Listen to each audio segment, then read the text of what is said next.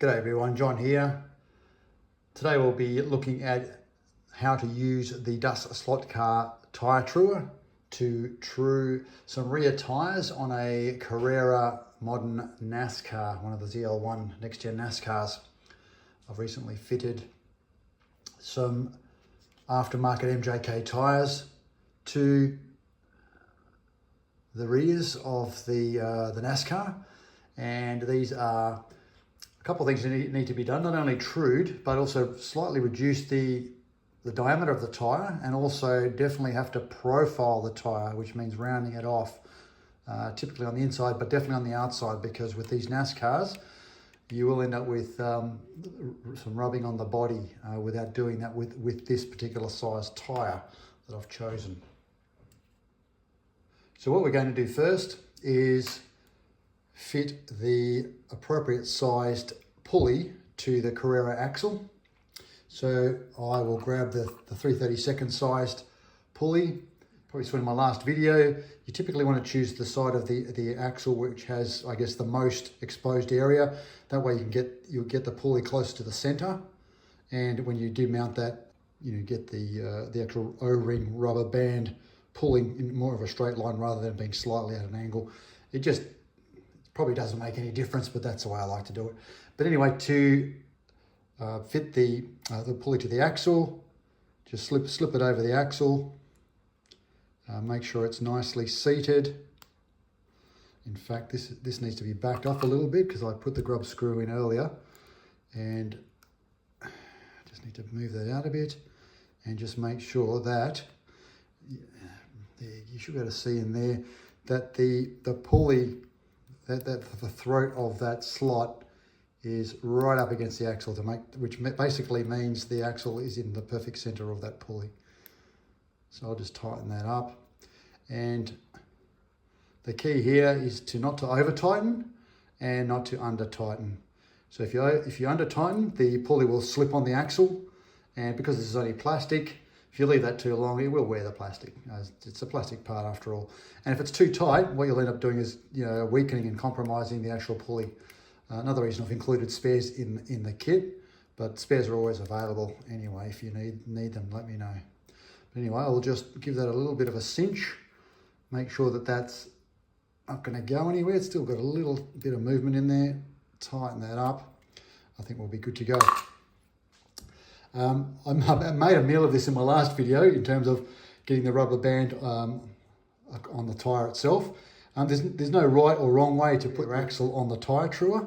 The only thing you need to make sure of is that the brass bushings are snugly in the jaws of the axle holder here.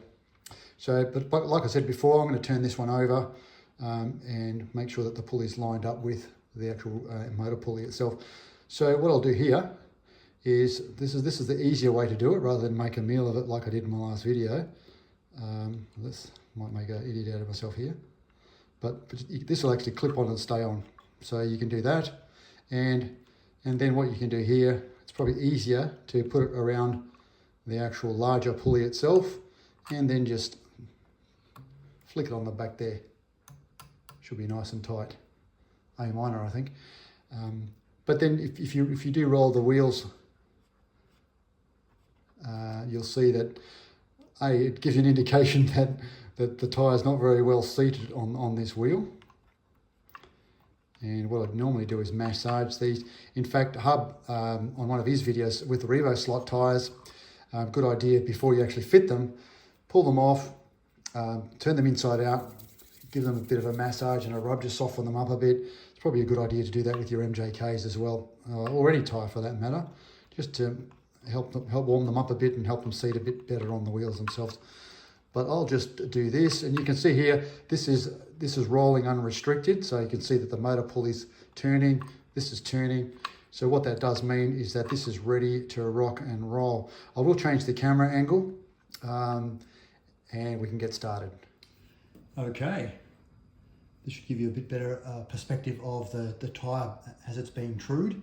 You can see here it's quite high from the sanding block itself, and basically what the idea is to screw down on the adjustment knob on the top to lower the tyres and as you lower the tyres, they will eventually meet and make contact with the sanding block you've got there. You can see here there's 80 grit on this side, and I've got 180 grit on the other side, so you can just switch that around. I usually use the 80 grit to just take the high spots off the tyres first, and then with the 180 grit side you'll see me switch over to do the finishing type truing, and also actually I'll use a mix of the rough grit and the smoother grit to do the profiling of the tyres as well. The other thing to note is that you can true just one tyre at a time. You don't have to do both at a time. And a lot of people I know will do one tyre at a time, or they'll true them both and then pull the axle out, flip it over, and then just do a true again to make sure that the tyres are exactly the same radius. Personally, it's probably not that big of a deal. We're not talking huge margins of error here. One thing to mention, there are some cars like some of the Revo slots that have quite small wheels, and what the impact of that is that the pulley itself might be a larger diameter than the wheel with the tyre on it. So what would happen then is that you try and lower the tyres onto the sanding pad, and the actual pulley would make contact with the sanding pad before the actual wheels do. That's not really much help. So what I would do there, and I have done before, is you just move the sanding block to one side, and you just lower that, and you can do one tyre at a time, or one wheel at a time. So I would do this side first. You can either then pull the axle out, twist it round, obviously then put the rubber band back on it and do the other side, or you can simply just move the sanding block and put it under here and hold it there as you're doing the other tyre. So let's start truing.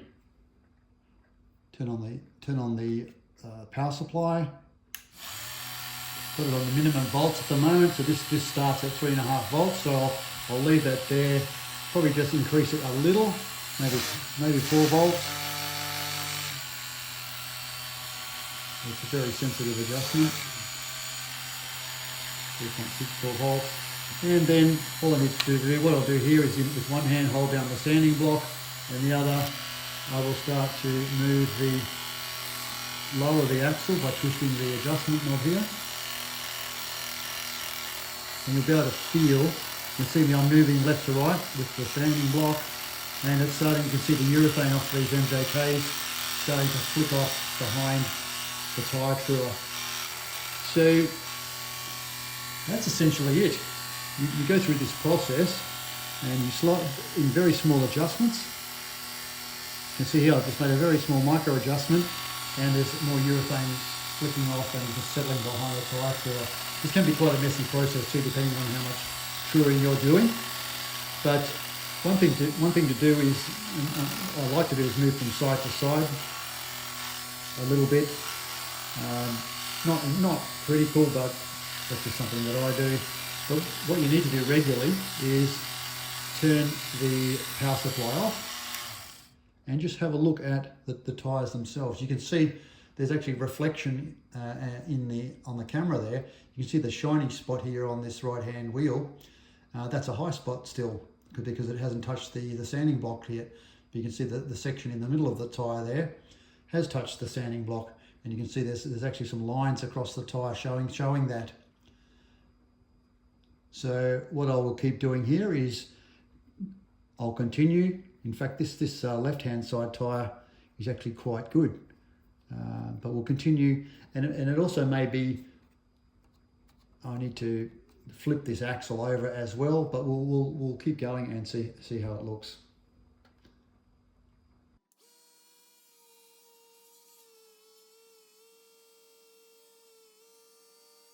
The key thing is to take it slowly.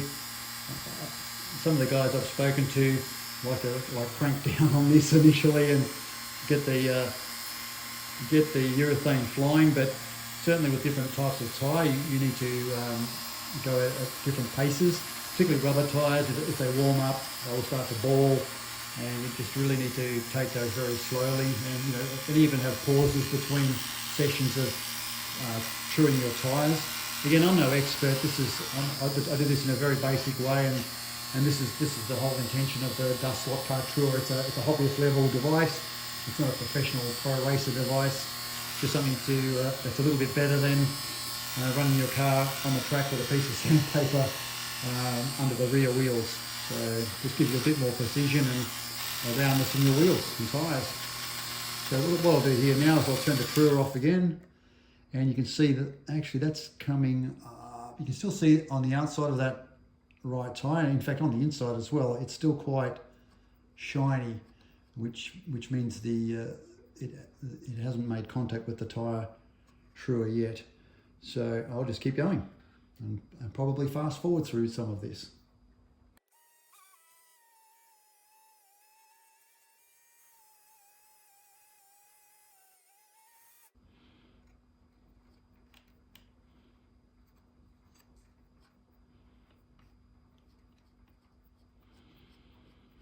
It's looking a lot better.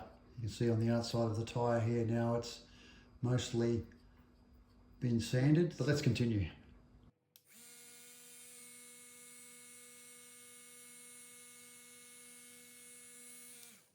One thing I didn't mention is that particularly with urethane, you will get quite a bit of build-up as well, so don't hesitate to just pause, clean up the device a little bit. You might, in fact, I do need to get one of those small brushes, like a paintbrush, just so you can clean up around the machine, because it will leave this in quite a state with urethane and bits of rubber everywhere. But anyway, I'll just put this back under and away we go again.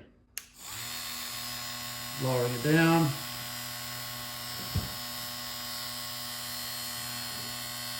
You'll hear the motor change as it starts to make contact, because there's a bit of load on the motor. There you go. You can hear that. And again, in small increments only. I don't really support going down and making it very difficult for the motor. And you risk damaging the tyres too if you overheat them.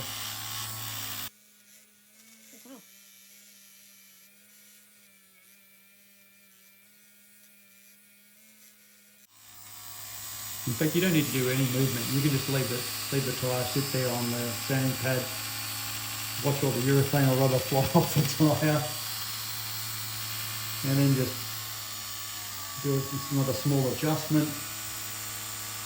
Same thing again. Watch the urethane come off the tyre, and when you see particles stop coming off the tyre, you know you can either adjust it further to take more urethane off the tyre. Or as I'll do here, I'll just turn it off and have another look at, I'll just back that off. But you can see now that it's actually not too bad across both tyres. You can see because of the coarse grit, you can see there's actually lines across the tyre itself. It's a bit difficult to see, but if you zoom in, you will be able to see that. But I will turn it around and use the finer grit. And let's crack this thing up again.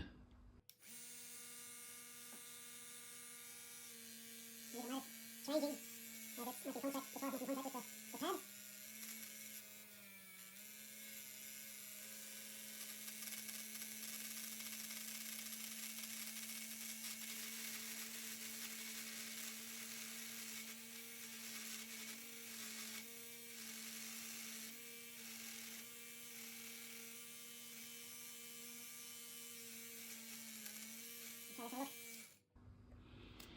Okay.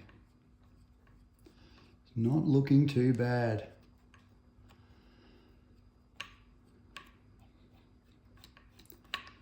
Okay, what I'll do now is I'll just raise this up because I won't true the tyres any further. What I will do now is just profile the tyres, I mentioned before, which just means rounding off the edges so you don't have sharp corners from the actual bottom of the tyre to the walls of the tyre. That way it will just help the car slide better rather than just bite and roll. But what I'll do here is, you can see I've taken the sanding pad out, and pretty much what I'll do is I'll hold at a 45-degree angle thereabouts across the corner, edge of the tyre there, and I'll just basically roll it in and out until I get a nice round profile there. Do the same on the inside, and then repeat on this side, but this will be in the way of the camera. So let's have a go at that. So again, the tyres are, the axle's raised up. It doesn't need to make contact with anything, and we'll just hit the sides.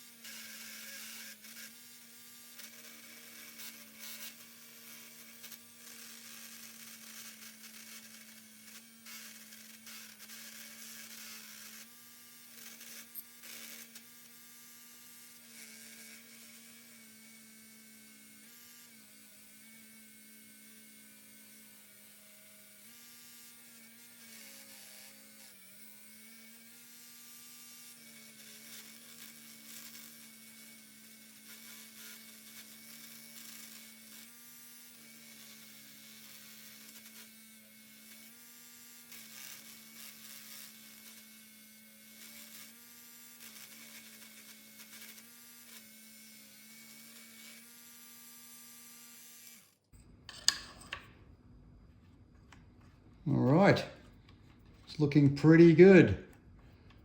The tyres are quite dusty and just covered in dust of urethane, but I'll take it off the tyre truer now and just give you a closer look at the end result. So again, the easiest way to dismount this axle, I used to always do it this way, which in hindsight is pretty cumbersome. Easy to pop it off the motor itself, and then you can just loop it around and just leave it there. And you can just pop the wheels and the axle assembly off the tyre truer. Let's have a closer look. Okay, you can see, it's probably hard to see there, but on the edges of the tyres there, I've sort of rounded the profile there, so it's not a sharp edge between the bottom of the tyre and the wall of the tyre. And I've done that on the inside as well. But if I just come in a bit closer, you can see the lines that the grit of the sandpaper made in the tyre itself. I mean, you can use finer grits, and a lot of people do, to make the tyres absolutely smooth, but I'm not racing for sheep stations, and this thing does the job. You can see on this is probably, I've done a better job on this side. You can see the outside profile of the tyre there. It's nicely rounded, so I might have to just put this back on, and also around the inside edge of the tyre in a similar way I've done the outside, but probably not that critical. I hope this helped.